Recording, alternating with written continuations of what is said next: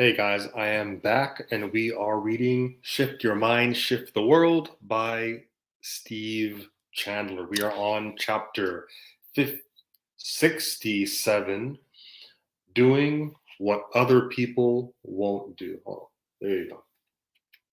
There you go. All right. There's a quote here by Larry Bird.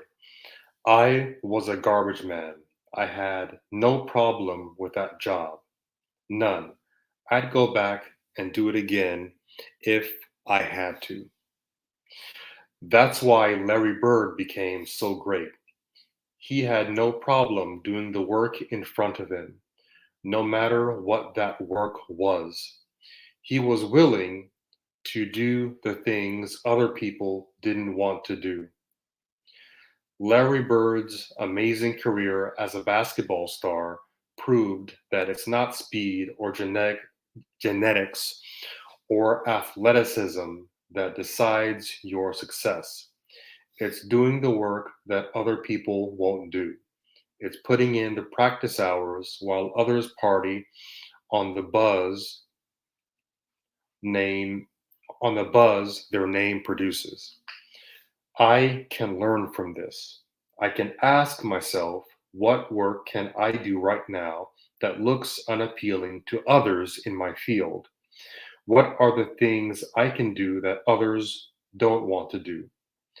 Actually, seek what others avoid, and then do it with passion and creativity. Chapter 68. Silence terrifies people the most. Terrified of being seen carrying a modern screen magazine is a terror I can identify with. I used to carry all sorts of magazines and books that I thought would give me a clue to the rich and famous, believing erroneously that they had some modern secret to living, or that fame meant something. I thought I wanted to live larger and attain worldwide approval. Won't these magazines give me a clue? If there is a clue somewhere, it's it's in that other fear that Dylan identifies, the fear of silence. One of the most profound shifts in my life was from the fear of silence to the love of silence and solitude. Dylan's great songs were written when he was sitting all alone in the stillness. That same stillness is here for you and me, and it is a quantum field of creativity once the mind shifts down to full relaxation. Chapter 69. Bring your music to the dance. Bring your hidden artistic talent to whatever you do. Don't have your business be separate and isolated from that talent.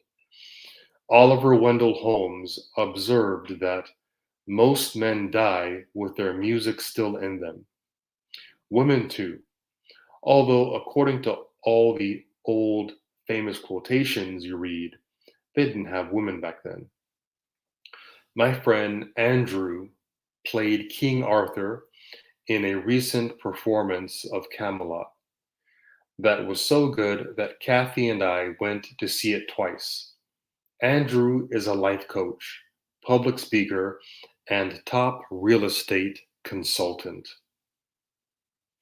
Here's the point. What does Andrew's singing and musical creativity have to do with success in the business world? Just everything. Meister Eckhart claimed that should God stop singing, all of existence would cease. Almost every struggling small business I have ever coached has been missing precisely that element. They were people trying to make money by getting real grim about it. No artistic approach, no music in their hearts. So they made even less money. Then they got even more serious.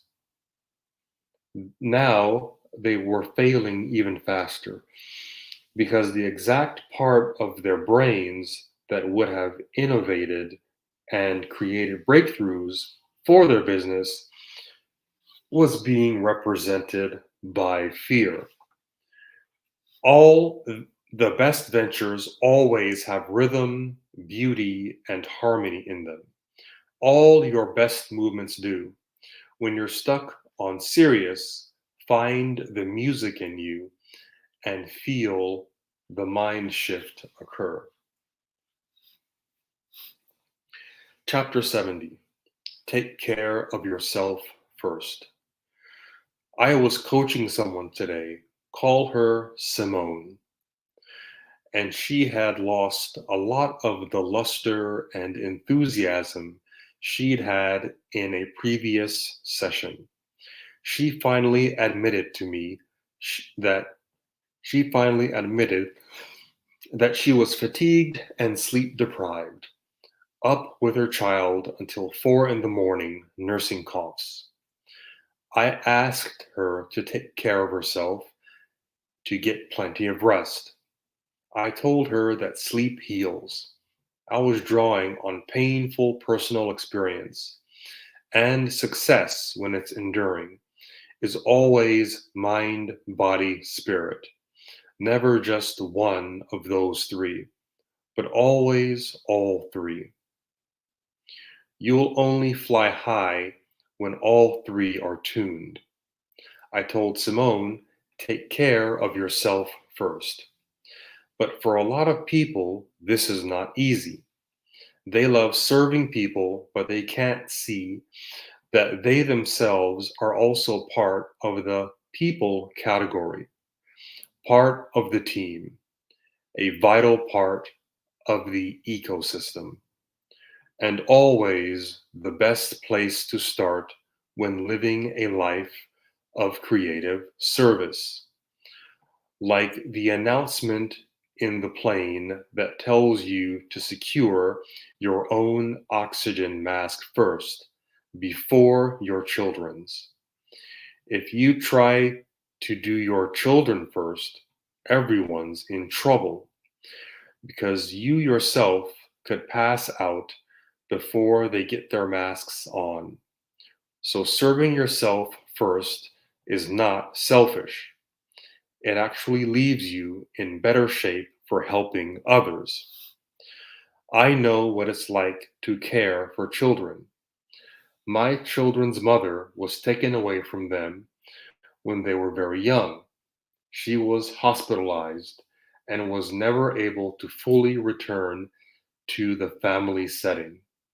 So there I was with full custody of four little ones. What an adventure! But I learned quickly that to take care of them, I'd have to take care of me. Later, it really hit home for me. The greatest gift I can give my child is the example of my own life working. When a child sees a life that's working, it's a gift to that child. So many parents think they need to be noble martyrs, sacrificing their health and well being for their children. But the children never wanted that. They would rather you be happy as a person. Do they really want a bitter, depressed, self sacrificing parent who is giving all their time to them? Delmore Schwartz wrote a short story called In Dreams Begin Responsibilities. I choose to see those responsibilities as opportunities to respond compassionately to the people I love, to life, to opportunity disguised as trouble. And the more I rest and dream, the more enjoyable those responsibilities become. Rather than burdens, they are now gifts. Chapter 71. No more newspapers to read. Newspapers everywhere are going out of business, and many people are alarmed and worried. Some are even saddened. But I always remember what Maria said in The Sound of Music. When the good Lord chooses a door, he always opens a window. It's reckless and foolhardy to ignore the wisdom of Maria von Trapp. Wouldn't you agree? That same wisdom was the whole point of Emerson's profound essay, Compensation. Everything is always compensated for. You can't lose something without gaining something else. And as Byron Katie says, loss is a concept. It's it's always and only just a concept. So here I am, loving and enjoying cable TV's many choices, all the great things on Netflix, and my favorite websites and blogs and news sources on the internet. Far, far better than any divine law of compensation. Always at work in the universe. Far, far better than any newspaper is today. And yet, I can still remain unaware of the divine law of compensation, always at work in the universe. I can still make myself sad over anything with my thoughts.